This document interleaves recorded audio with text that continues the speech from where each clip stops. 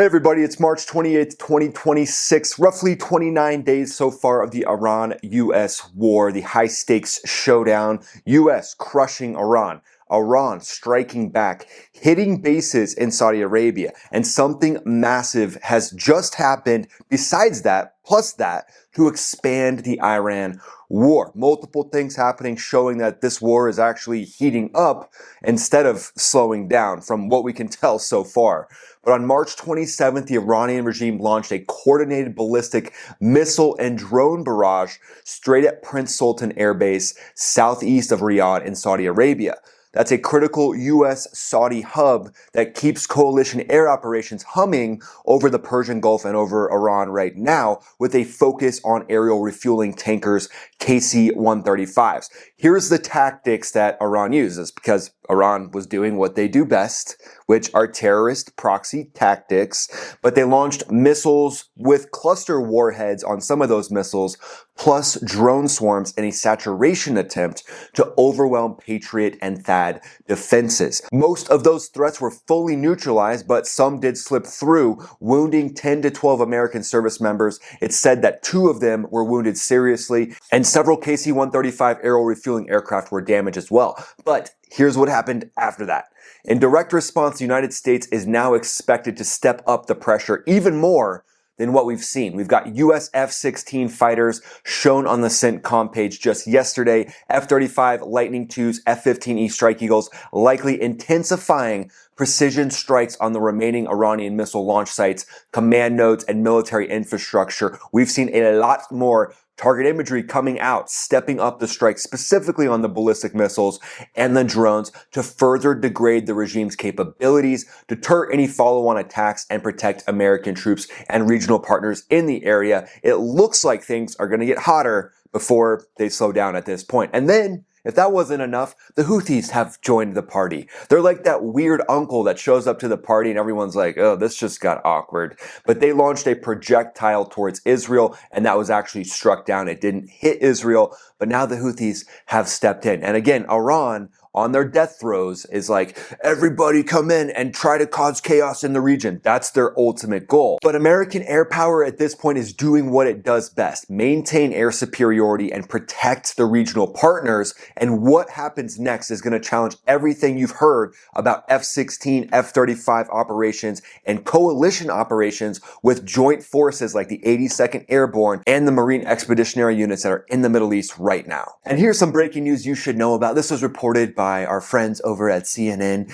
They said that 4 weeks in, Trump's conflicting signals on Iran war frustrate GOP lawmakers and political allies. Well, at this point, when you're going up against a terrorist regime, you have to be very careful with what you say, and you have to be very careful with their propaganda machine as well. You have to fight fire with fire. So to me, it looks like a part of this strategy is confuse whoever thinks they're in control in Iran right now. Some of the different factions might be fighting over who's actually in control. So as a president, if you're causing some confusion among those different factions, that's just going to accelerate and help with the fracture of the inner regime as well. And yeah, it's going to frustrate some people that might say, well, we're hearing a couple different things coming out of the president. Well, yeah, because he knows the enemy is watching all these articles coming out of CNN and everywhere else as well. So you have to maintain that advantage with the art of war and maintain the fact that you can't let the enemy know exactly what your next step is going to be. And then this was very interesting. So in a March interview just a few days ago on Joe Rogan's podcast, they criticized President Trump's decision to engage in military action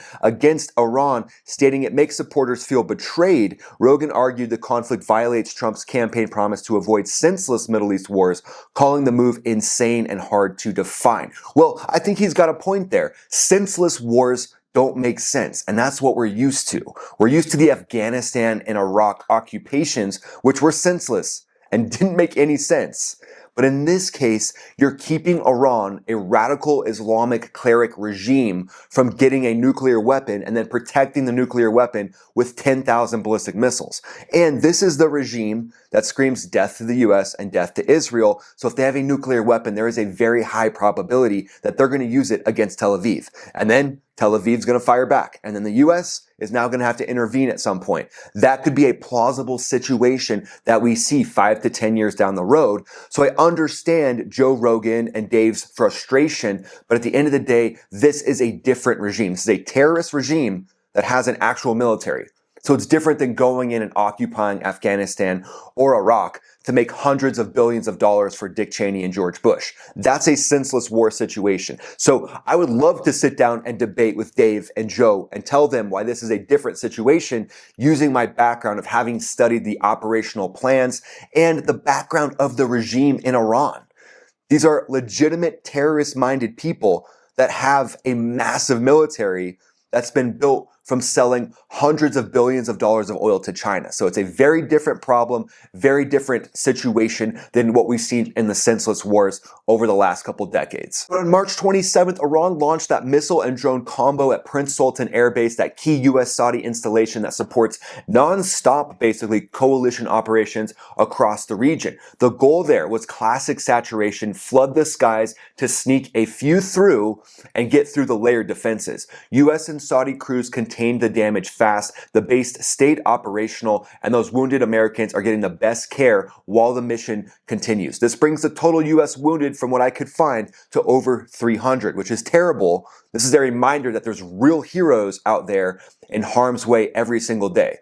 The F-16 Fighting Falcon, the F-35, this is going to be likely the biggest answer to these strikes on Prince Sultan. We've seen that these have been flying persistent combat air patrols and escort missions using radar, beyond visual range weapons, small diameter bombs, GBU-39s, to strike specific targets in and around Iran. Secretary Mark Rubio came out and said that US ground forces aren't needed to achieve the objectives. So that shows that you could just lean extremely hard on the F-35 and the F-16 to at least strike down some of the targets that are a part of those main objectives of destroying the ballistic missiles, the drones, the ability of Iran to build nuclear weapons, and then the proxy armies. And we've seen air power take it to the proxy armies and basically lop the head off the snake. And what Secretary Rubio is getting at is called a retrenchment strategy. Retrenchment strategy is something that I studied through some of the different schools I went to as an Air Force pilot.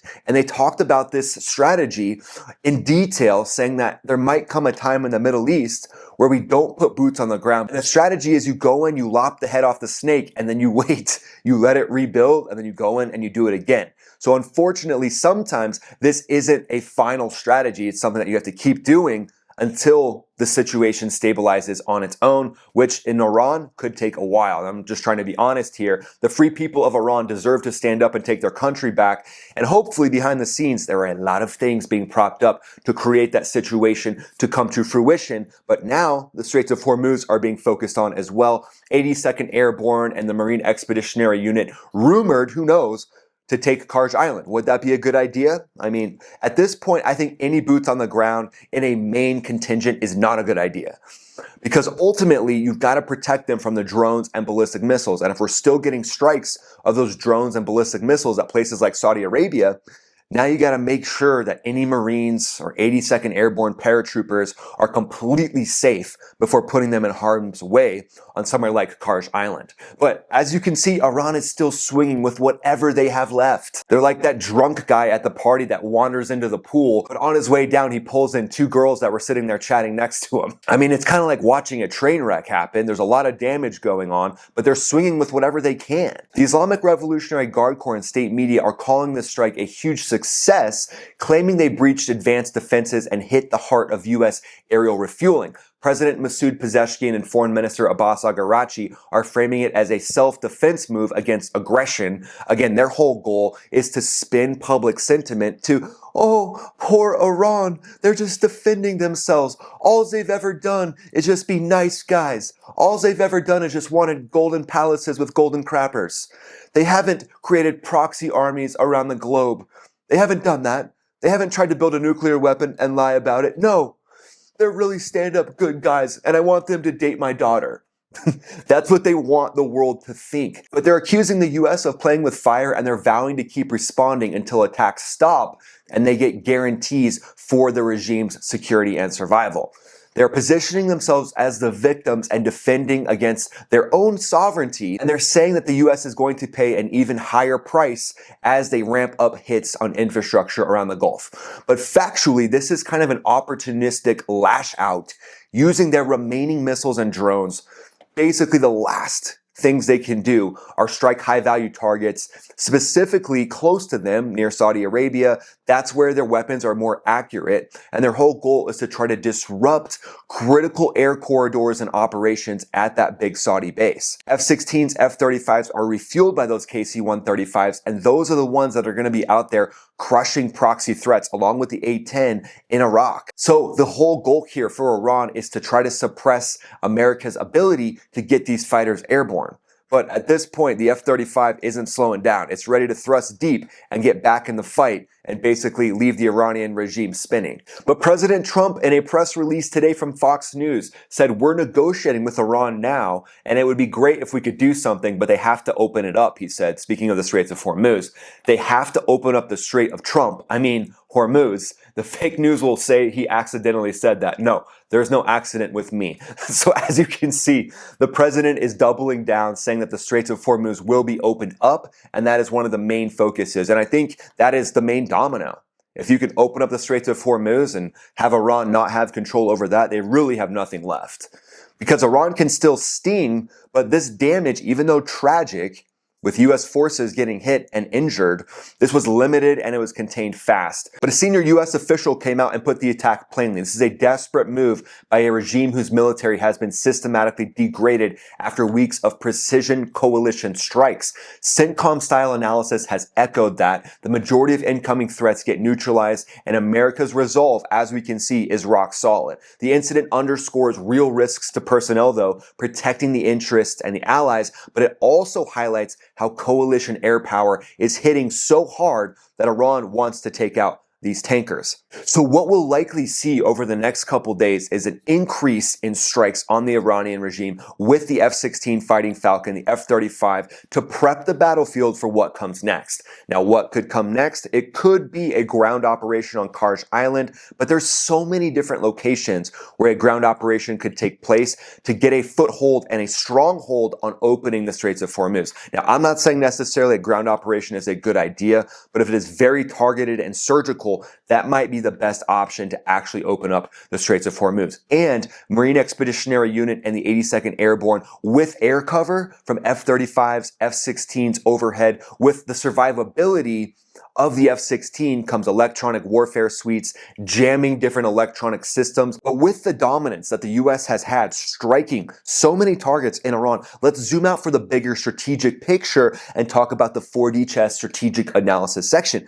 This is classic 4D chess. Iran's launch capability and command structures have been hammered. The regime is lashing out regionally with their ballistic missiles and drones, but the US and Israel's operations are methodically dismantling the nuclear ambitions with fresh strikes on nuclear sites on Friday by Israel.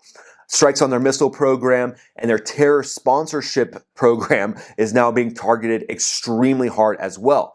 Geography is favoring the coalition at this point. Secure bases in Saudi Arabia that only have limited damage from the most that Iran can do. So that's the most they can do, what we saw yesterday, and that still provided limited damage. It's not nothing, but at the end of the day, that's the biggest threat that Iran has. The versatility of American air power are letting it cover and hammer Iran extremely fast and efficiently, and now it's all about protecting that choke point and enabling diplomatic efforts from a clear position of strength. President Trump looks like they're stressing that reinforcements are coming in and they're still negotiating, but they're negotiating while the 82nd Airborne and the Marine Expeditionary Unit is there backing up those negotiations. Hopefully here soon, freedom of navigation intact in the Straits of Hormuz, but there's so many different positions where the 82nd Airborne and the Marine Expeditionary Units could go to try to keep the Straits of Hormuz open. Remember, 82nd Airborne can parachute in. The amphibious operations of the MU, the Marine Expeditionary Unit, can't be understated. So many places for them to go and just start picking off the IRGC Navy. And then you shift the F-16s, F-35s, A-10s into full-blown air patrols 24/7, and they're protecting the 82nd Airborne. And then one of the bigger things would be anti-drone capabilities and technologies from companies like Epirus to make sure all the different troops that would be on the ground would be fully protected by that microwave technology that can just zap drones out of the sky. So wrapping this all up, Iran's March 27th strikes on Prince Sultan Air Base showed they can still reach out and cause real harm to American personnel, but US and allied forces contained it quickly and kept the pressure on. F-16 Fighting Falcons teamed up with F-35s continue to prove why they are the worst nightmare of the Iranian regime. And those American service members, those are true heroes. They're resolute, they're professional, and they're backed by the best technology and tactics in the world. A speedy recovery to all those that have been injured in that recent strike. Where do you guys think we go from here? Let me know in the comments below. Next couple weeks, what do we see? And then go ahead and follow me on X, follow me on Instagram. I'm posting there pretty much every day. And then click the link in the description. Join the Max Ready Room. I do priority replies to the members, and then you get members only videos, members only giveaways. So click the link in the description. Join the Max Ready Room. You'll be glad that you did. And I'll see you on this next video that pops up right here. This is Ryan, also known as Max Afterburner, signing off.